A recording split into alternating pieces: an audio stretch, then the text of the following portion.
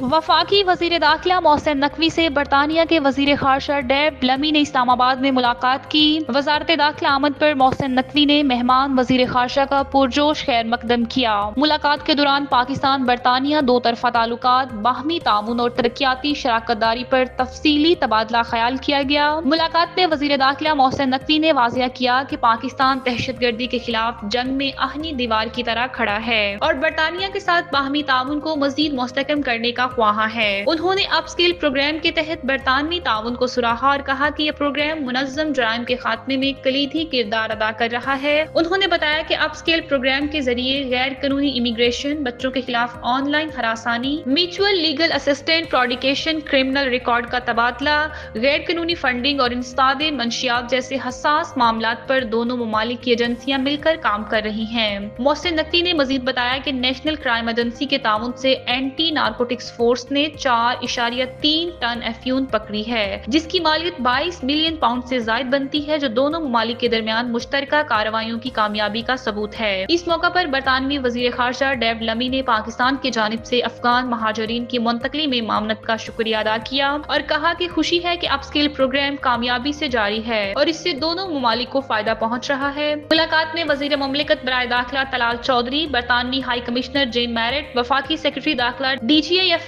और बरतानवी वफ्द के दीगर आला हकाम भी शरीक थे।